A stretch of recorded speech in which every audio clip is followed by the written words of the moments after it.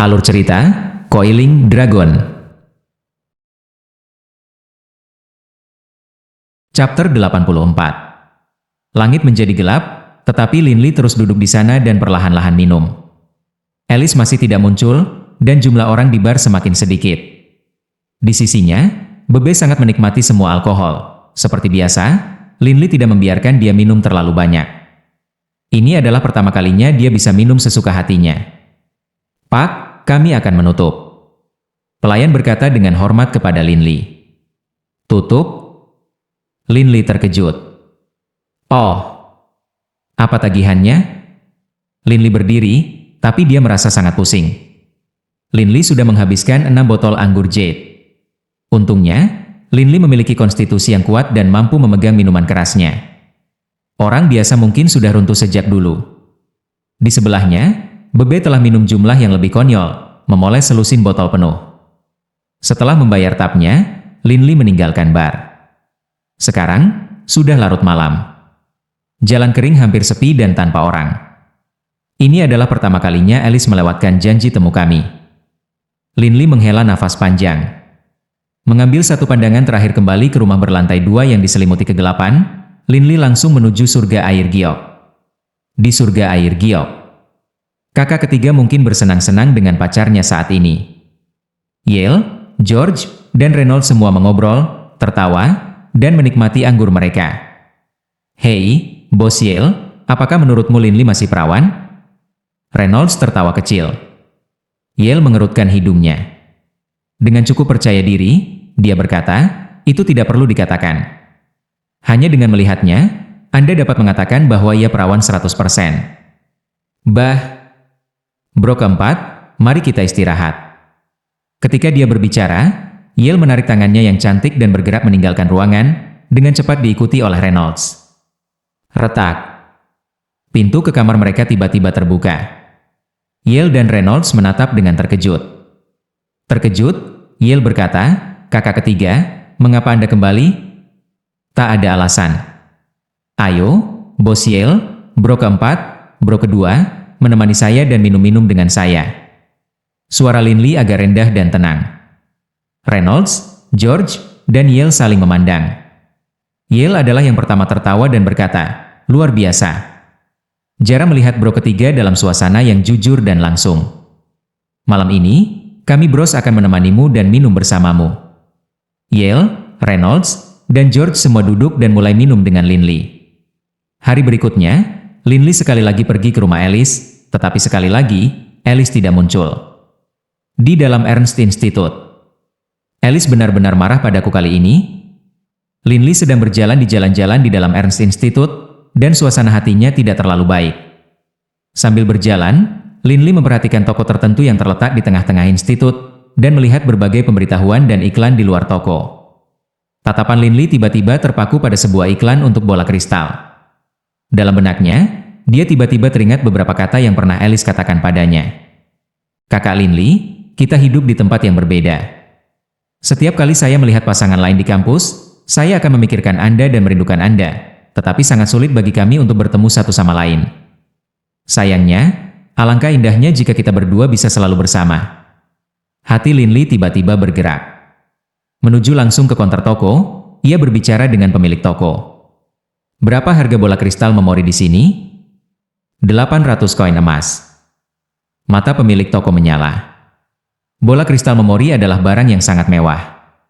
Kami memiliki beberapa kristal memori berkualitas sangat tinggi di sini. Kristal-kristal memori ini secara khusus dibuat untuk kita oleh para majus gaya air dari peringkat ke-8, di sini di institut. Linli memiliki pemahaman menyeluruh tentang dasar-dasar di balik pembangunan bola kristal memori. Floating Scryer Technique, gaya air akan tertanam ke dalam bola kristal melalui penggunaan metode alkimia.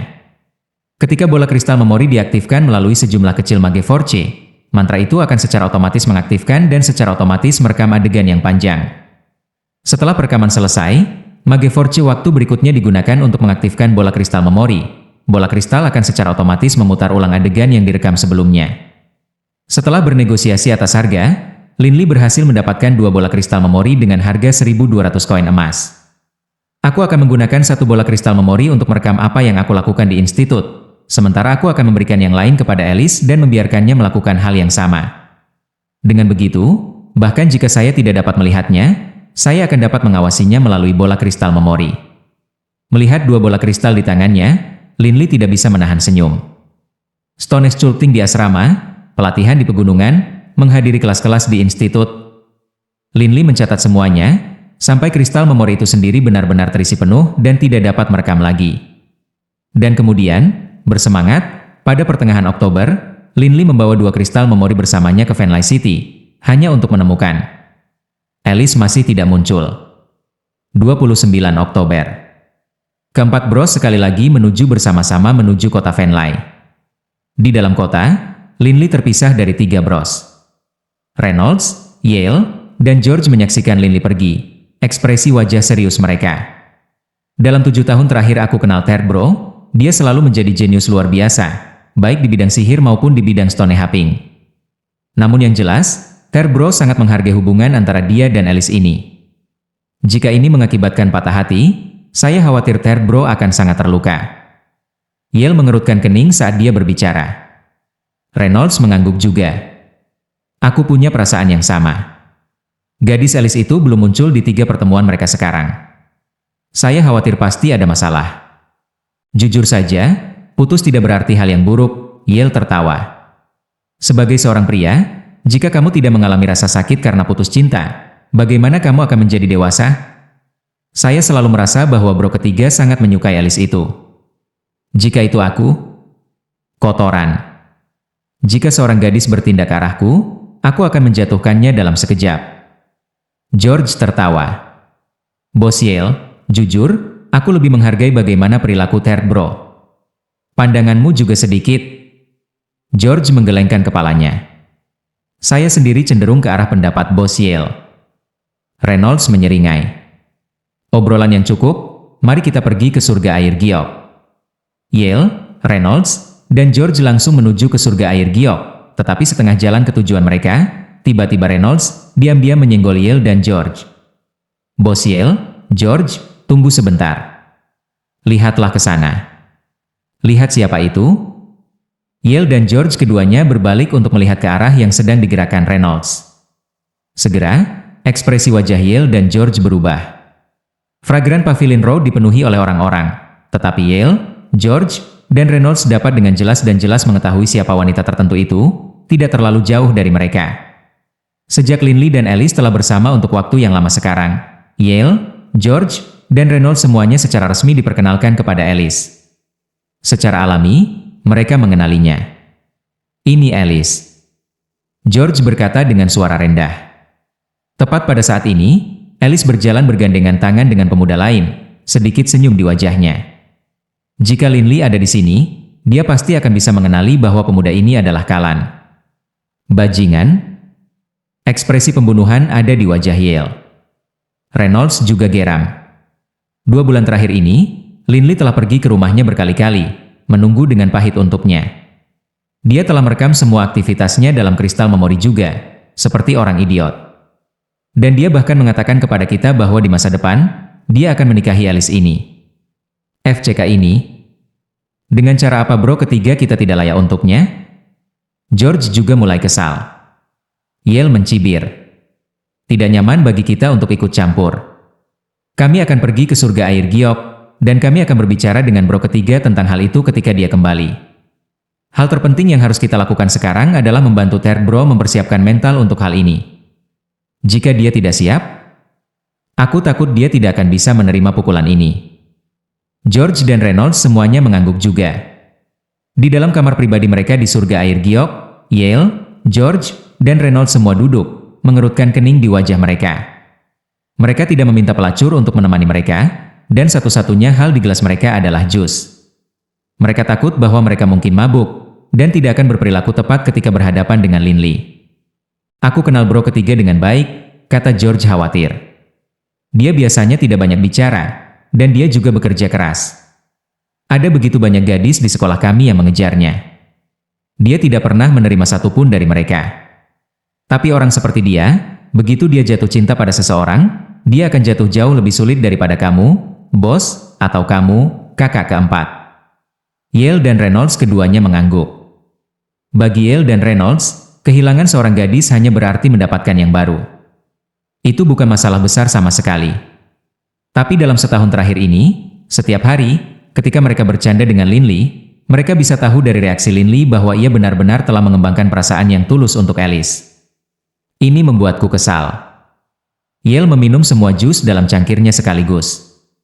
Reynolds mendengus. Bos Yale, jangan terlalu marah. Itu hanya seorang gadis. Bro ketiga akan sangat kesakitan kali ini, tapi setelah dia selesai, semuanya akan baik-baik saja. Yale mengangguk juga. Yale, Reynolds, dan George semuanya anggota klan besar, dan dengan demikian mereka dipengaruhi sejak muda. Bagi Reynolds dan George, itu tidak terlalu buruk, karena klan mereka memiliki aturan ketat. Tapi Yale telah dimakamkan pada wanita sejak dia masih kecil. Waktu berlalu, 1 detik pada satu waktu, 1 menit pada suatu waktu. Yale dan yang lainnya duduk diam di sana. Suatu pagi, dengan derit, pintu terbuka. Linley berjalan, berbau anggur. Hei, kalian semua masih di sini? Yale tertawa keras. Kami menunggumu. Kakak ketiga, kamu tidak menunggu Alice selama ini, kan? George berkata dengan nada santai. Linley mengangguk tanpa suara, dan kemudian duduk. Kalian tidak minum alkohol malam ini? Membungkuk, Linley mengambil botol minuman keras yang kuat dari peti, dan segera menuangkan secangkir untuk dirinya sendiri. Kakak ketiga, kami perlu membicarakan sesuatu denganmu, kata Yale sambil tersenyum. Bicara. Linley dalam suasana hati yang sangat busuk. Yale berkata dengan lembut, malam ini, ketika kami berada di jalanan, kami melihat seorang gadis. Dia sangat mirip dengan Alice MU. Secara jujur, kami agak jauh, jadi kami tidak bisa mengatakannya dengan jelas. Tapi gadis itu berpegangan tangan dengan cowok lain. Kebohongan, kata Linley dengan nada dingin yang membuat tidak ada argumen. Yale tidak bisa membantu tetapi mulai. Reynolds bertepuk tangan Linley di bahu sambil tertawa. Kakak ketiga, kita semua laki-laki. Sebagai laki-laki, bagaimana kita bisa membiarkan perempuan mengendarai kepala kita? Alice belum muncul beberapa kali sekarang. Jika aku jadi kamu, aku akan sudah membuangnya sejak lama. Bahkan jika dia berlutut di depanku, aku tidak akan memedulikannya. Kakak keempat, kau hanya anak brengsek. Apa yang akan Anda ketahui? Kata Linley sambil tertawa, dan kemudian dia minum secangkir besar minuman keras. Ayo, cukup mengobrol. Aku sedang dalam suasana hati yang buruk. Minumlah bersamaku. Reynolds, Yale, dan George saling bertukar pandang. Mereka tidak bisa melakukan apapun selain duduk dan minum dengan Linley. Pagi-pagi keesokan paginya, Linley, Yale, George, dan Reynolds semua tidur, membentang di atas meja. Linley adalah yang pertama bangun. Melihat 3 teman baiknya, senyum pahit ada di wajah Linley ini. Dalam hatinya, dia bergumam pada dirinya sendiri, Bos Yale, kakak kedua, kakak keempat, kalian semua menemani saya minum-minum dan mengucapkan begitu banyak kata-kata penghiburan kepada saya. Saya mengerti apa yang kalian pikirkan. Agar Alice melewatkan janji kita 2, 3 kali terakhir ini, aku juga punya firasat buruk, tapi aku tidak percaya. Saya tidak mau. Linley berjalan ke jendela, melihat ke bawah. Saat itu pukul 5 atau 6 pagi. Kota Venley tampaknya baru saja bangun juga. Hanya sedikit orang yang berjalan, bersiap untuk bekerja. Sebagian besar orang masih tidur. Linley, Doehring Choward terbang keluar dari dalam cincin naga melingkar. Doehring Choward selamanya mengenakan jubah putih panjang yang asli. Jenggot putihnya selamanya panjang. Kakek Doehring. Setelah melihat Doehring Choward muncul, Linley tiba-tiba merasa seolah-olah dia sendiri adalah kapal yang kesepian yang akhirnya mencapai pelabuhan. Melirik teman asrama yang tidur, Doehring Choward tertawa. Linley, Anda memiliki 3 teman yang sangat baik. Sejauh urusan hati antara pria dan wanita, saya hanya bisa mengatakan ini. Dalam 1300 tahun ketika saya masih hidup, dari apa yang saya lihat, mungkin hanya 1 dari 10 yang akan saya lihat seseorang menjadi sukses dalam cinta pertamanya. Kakek Doehring, saya mengerti. Linley nyaris mengangguk. Tapi, Aku percaya padanya. Doehring Choward mengangguk juga. Dia tidak lagi berbicara. Pada pertengahan November, Linli mengenakan ranselnya, memastikan untuk mengamankan 2 kristal memori di dalam, dan kemudian menuju ke kota Venlai lagi, sekali lagi tiba di rumah berlantai 2. Paman Hood, apakah Alice sudah kembali? Kata Linli dengan sopan kepada penjaga bernama Hood. Hood menggelengkan kepalanya. Tidak. Sudah lebih dari sebulan sejak Nona Alice kembali. Dia belum kembali satu kali pun. Tidak ada waktu? Linli mengerutkan kening, kerutan muncul di dahinya. Lalu Paman Hood, aku akan pergi sekarang. Linli mengucapkan selamat tinggal dengan sopan. Berjalan sendirian di jalan kering, Linli berjalan ke bar, tetapi tidak masuk. Secara mental Bebe berkata kepadanya, "Bos, jangan khawatir. Agar Alice tidak muncul, mungkin dia hanya memiliki beberapa hal penting yang terjadi. Misalnya, mungkin dia pergi untuk melakukan pelatihan. Itu selalu merupakan kemungkinan. Jangan berdiri di sini memikirkan hal-hal yang tidak berguna." Baik. Mungkin dia sibuk berurusan dengan sesuatu dan tidak bisa bebas. Mata Linli tiba-tiba menjadi hidup kembali. Melihat ini, Bebe tidak bisa membantu tetapi mengerutkan hidung kecilnya. "Bos, kamu sangat terpukul cinta sehingga kamu menjadi bodoh. Hanya beberapa kata dukungan dan Anda sangat bersemangat. Kamu pang kecil. Tidak ada alkohol untuk Anda hari ini, sebagai hukuman." Linli tidak tahu apakah harus tertawa atau menangis.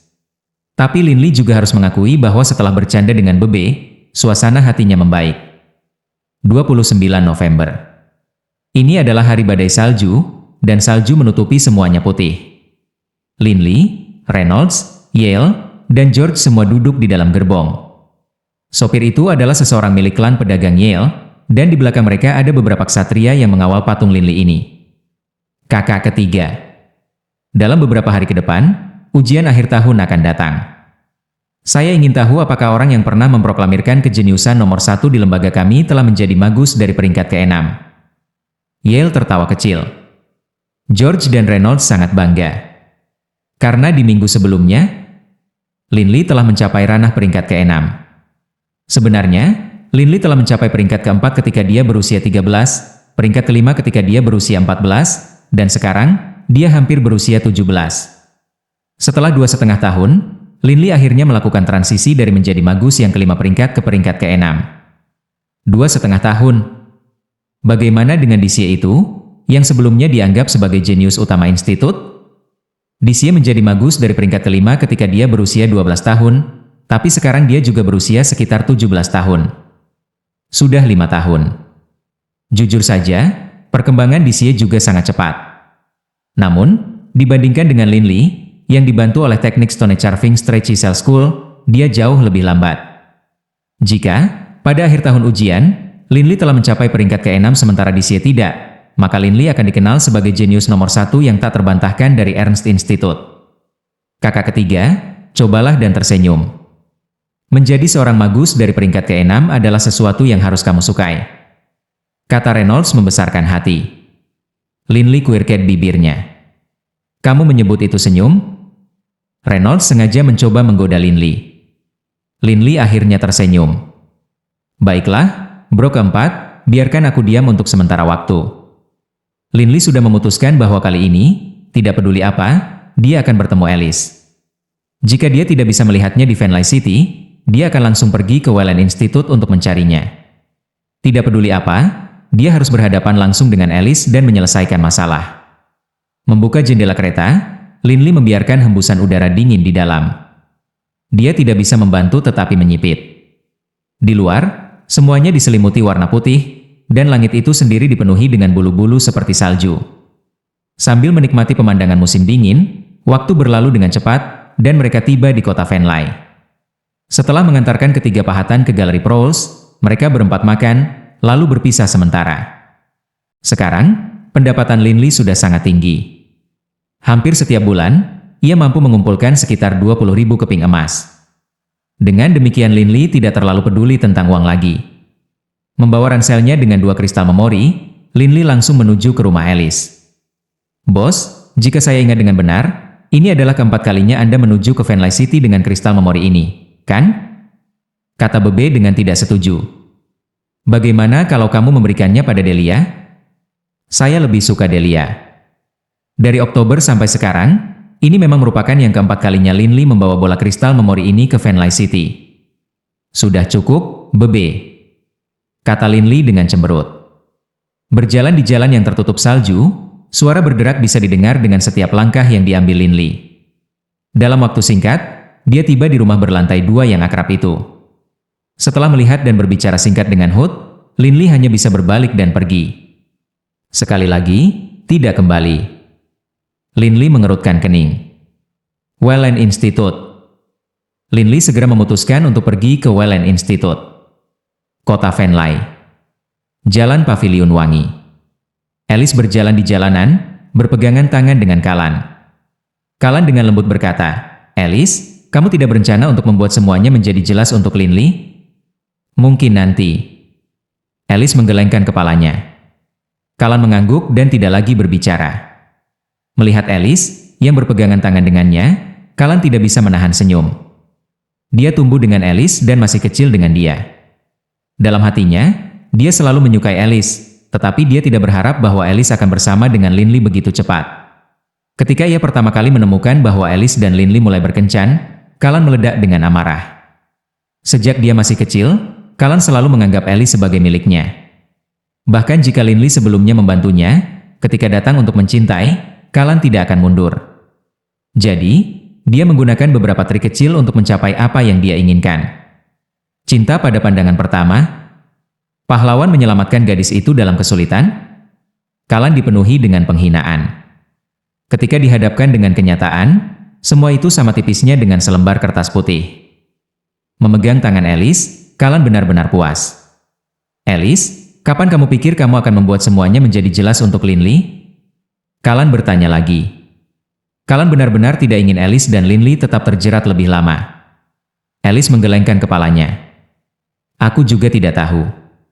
Tapi saya percaya bahwa jika saya tidak bertemu dengan kakak laki-laki Linley untuk jangka waktu yang lama, pada waktunya, perasaan itu akan memudar.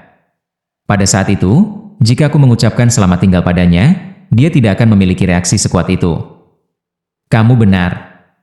Bagaimanapun, Linley menyelamatkan kita sekali. Kalan mengangguk.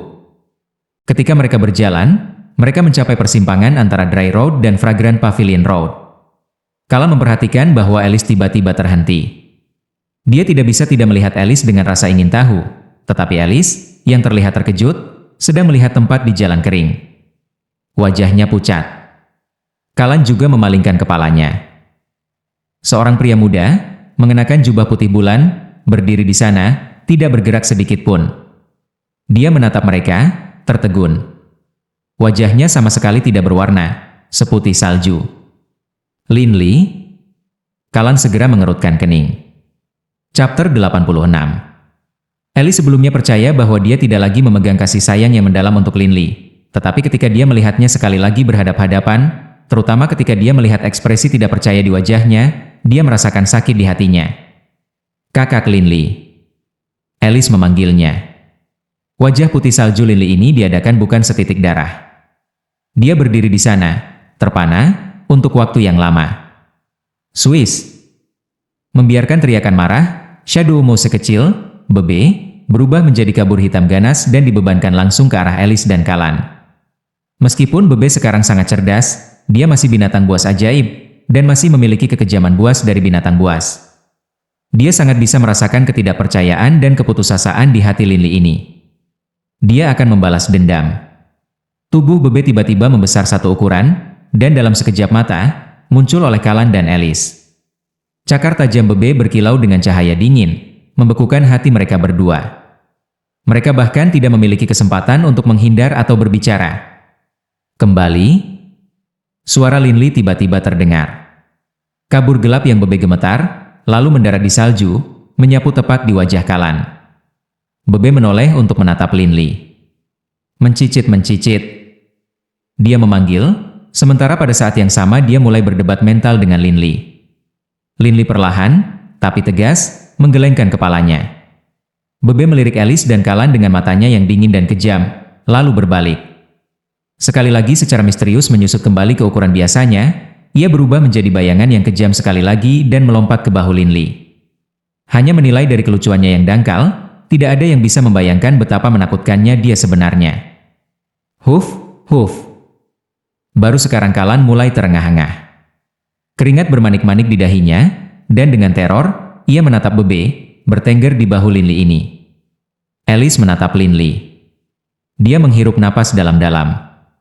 Kakak Lin Li, aku tahu itu sekarang, di hatimu, kau pasti sangat kesakitan. Tidak nyaman bagi kita untuk membicarakan hal ini di jalan. Mari kita pergi ke kedai minuman terdekat dan bicara baik-baik di sana. Baik. Lin Li mengangguk. Dia tidak berbicara. Di jalan kering, dalam hotel mewah. Lin Li dan Alice masing-masing duduk di sisi meja yang berseberangan. Adapun Kalan, dia cukup cerdas berlari untuk duduk di sudut ruangan, tidak berani terlalu dekat untuk mengganggu mereka.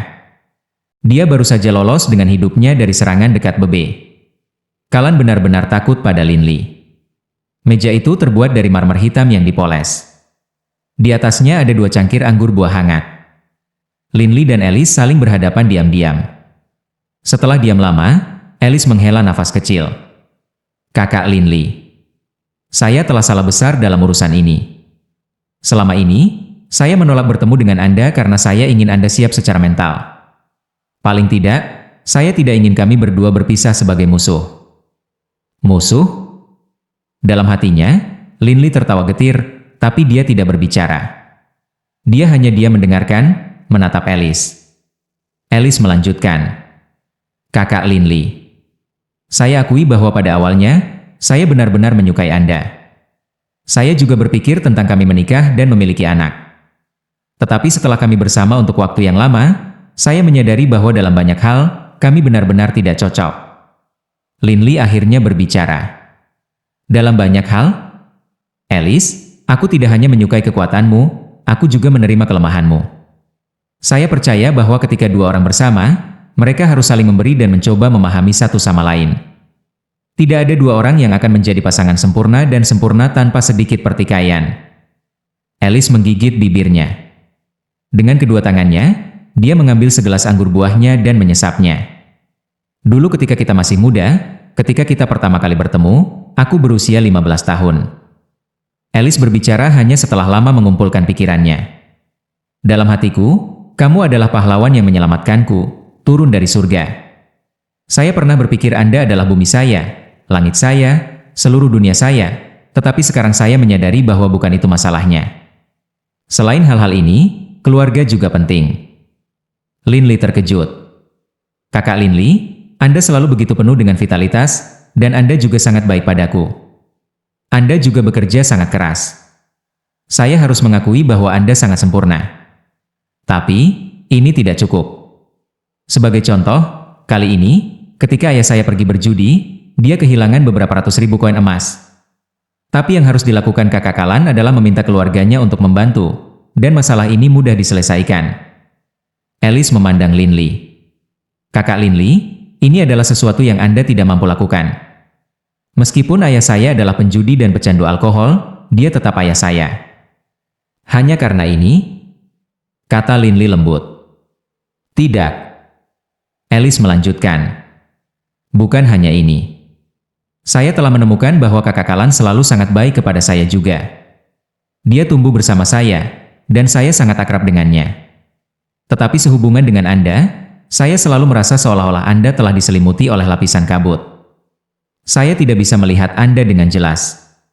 Kamu adalah seorang jenius magus di Institut Magus nomor 1 di benua ini, dan pada umur 15, kamu dapat memiliki stand pameran pribadi di Prowse Gallery.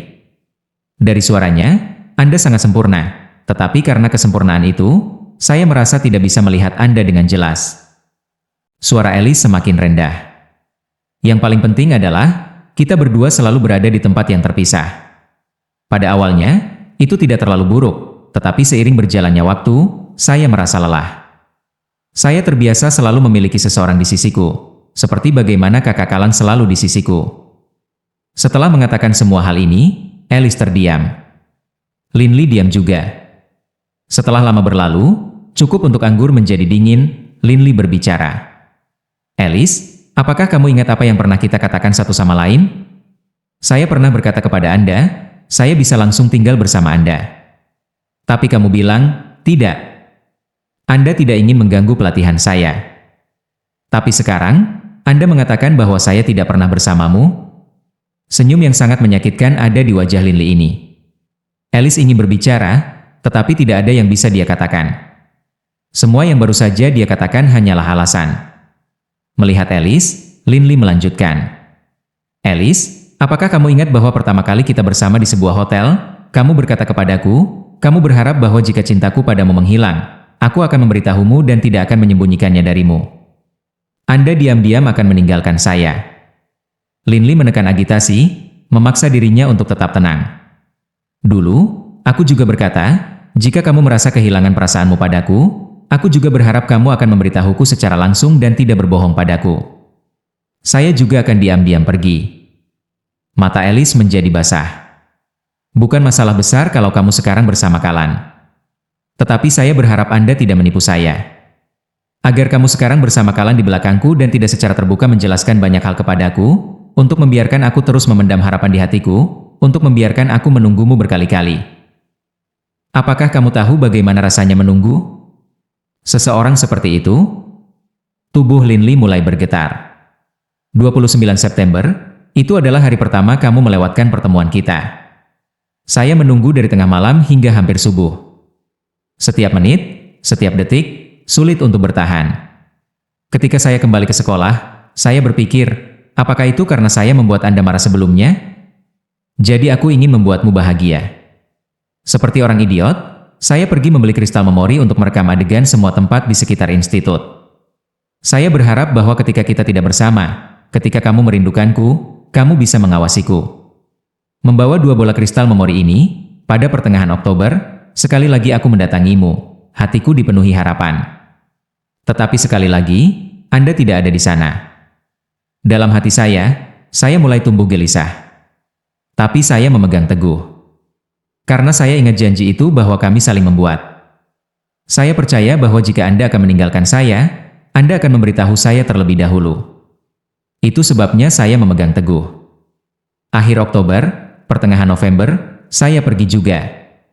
Tapi pada akhirnya, Linli berdiri, mengenai Alice dengan senyum pahit di bibirnya. Aku datang lagi hari ini. Tapi saya beruntung. Kali ini, Anda tidak terus menipu saya. Air mata mengalir di mata Alice. Kakak Linli? Linli membuka ranselnya dan menghapus 2 bola kristal memori. Saat ia melakukannya, Linli tidak bisa tidak memikirkan kembali bagaimana ia telah pergi kemana-mana di sekolahnya untuk merekam adegan. Memikirkan kembali hal itu, dia merasa dirinya bodoh. 2 kristal memori ini, aku sudah membawa dari Ernst Institute ke Vanley City 4 kali sekarang. Tapi sekarang, mereka tidak ada artinya. Linli memegang bola kristal memori di masing-masing tangan. Kedua bola kristal itu tiba-tiba bertabrakan. Menghancurkan. Retakan yang tak terhitung jumlahnya muncul di permukaan setiap bola kristal. Tangan Linli lemas, dan 2 bola kristal jatuh ke lantai. Crash! Dengan suara serpihan, mereka masing-masing membelah menjadi lebih dari 10 bagian, berguling-guling di lantai hotel. Suara pecahnya sangat jernih dan tinggi, dan menyebabkan semua pelanggan hotel berbalik dan memandang mereka. Alice tidak bisa lagi menahan air matanya, yang mulai membasahi wajahnya. Kakak Linli, di masa depan, apakah kita masih akan menjadi teman? Air mata mengaburkan visinya, Alice mengangkat kepalanya untuk melihat Linli. Berdiri, Linli memandang Alice, tapi dia tidak menjawab pertanyaannya.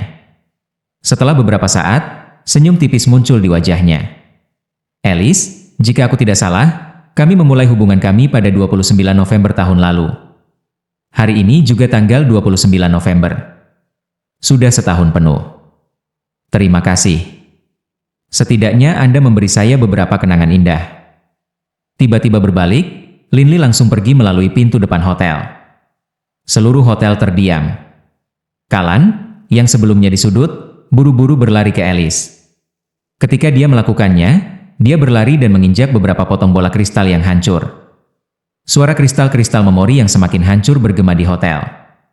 Alice, kamu baik-baik saja? Kalan memeluk Alice dengan nyaman. Tetapi pada saat ini, Alice telah berkurang menjadi genangan air mata. Meskipun berada dalam pelukan Kalan, dia masih menoleh untuk menonton saat Linli pergi. Pada saat ini, dalam benaknya, ia mulai memutar ulang setiap saat yang telah dihabiskannya dengan Linli, tetapi Alice tahu. Sejak saat ini dan seterusnya, Linli tidak akan pernah memperlakukannya seperti itu lagi. Mungkin dia tidak akan pernah melihatnya lagi. Fragran Pavilion Road tertutup salju putih, dan beberapa kepingan salju masih berkibar di udara. Berjalan di Fragran Pavilion Road, bayangan Linli tampak sangat sunyi. Mengangkat kepalanya untuk melihat langit, Linli membiarkan salju menutupi wajahnya dengan lapisan dingin. Saat ini, hati Linli ini bergetar. Dia tidak bisa menahan genggaman keras di dadanya. Hatinya sakit. Dalam. Rasa sakit menembus hatinya. Dalam pikiran Linli ini, satu adegan bergerak demi satu melayang melalui kesadarannya. Set pakaian ungu itu. Penampilan cantik seperti roh di bawah bulan. Bersembunyi di sudut balkon, dengan hangat berbicara dengannya dengan nada lembut. Sementara salju berterbangan, dia menyembunyikan wajahnya dengan malu-malu di dadanya. Di hotel, dia berbaring dengan tenang di pelukannya. Linli pernah percaya bahwa dia akan selamanya bersama dengan Alice. Tapi hari ini, mimpinya hancur. Dan dengan itu, ulet, hati tangguh Linli ini hancur juga. Berdiri di tengah-tengah Fragran Pavilion Road, Linli tidak bisa menahan diri dari membiarkan lolongan yang dipenuhi rasa sakit. Raungan itu seperti raungan serigala yang dipisahkan dari kawanannya, raungan kesedihan, keputusasaan. Semua orang di dekatnya menatapnya dengan kaget, dan mereka semua perlahan mundur jauh darinya. Orang-orang ini memandangnya seolah dia idiot. Dua sungai air mata mengalir diam-diam dari wajah Linli ini. Idiot. Dia benar-benar idiot. Seorang idiot yang percaya pada janji. Smash! Linli tiba-tiba, menyakitkan, berlutut di satu lutut, mencengkeram dadanya keras. Hatinya sakit. Terluka begitu buruk, seolah-olah itu telah ditusuk dengan jarum. Terluka begitu banyak, bahkan tangannya mulai sakit. Terluka begitu banyak, 10 jarinya telah kehilangan semua perasaan. Linli hanya bisa mencengkeram dadanya dengan erat dengan tangannya. Sepertinya ini adalah satu-satunya cara dia bisa mengurangi rasa sakit. Haha. Air mata mengalir di wajahnya, Linli tiba-tiba berdiri dan mulai tertawa liar. Menertawakan kebodohannya sendiri. Menertawakan kenaifannya. Saat ini, rasa sakit buas di hatinya menyebabkan Linli mulai batuk. Begitu keras sehingga dia merasa seperti dadanya ditusuk oleh pisau. Tapi Linli terus batuk, begitu keras sehingga dia meringkuk di jalan seperti ulat. Uhuk-uhuk. Dengan batuk yang sangat ganas, seteguk darah segar dan cerah berceceran ke salju. Menatap darah segar di salju, Linli tiba-tiba merasa bahwa darah ini seperti mawar berwarna darah. Dalam benak Linli, dia tidak bisa membantu tetapi berpikir kembali ke gambar dari tahun lalu, gambar Alice memegang mawar merah. Refleksi bulan di air, bunga di cermin, pria dalam mimpi. Pada akhirnya, semua itu ilusi, direduksi menjadi ketiadaan. Haha.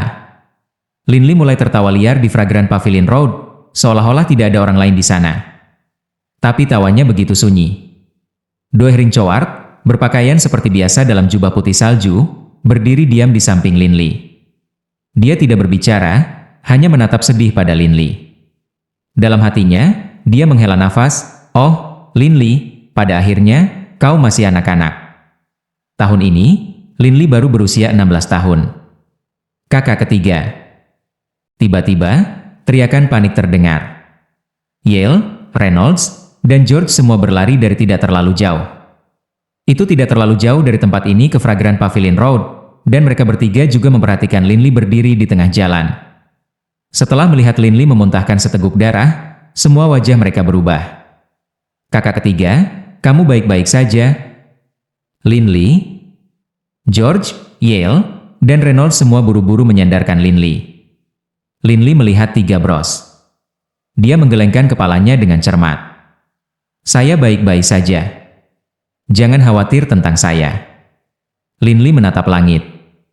Dulu, saya suka salju. Tetapi sekarang, saya merasa seolah-olah saljunya sangat sunyi, sangat dingin. Kalian bisa tetap di sini. Aku akan kembali.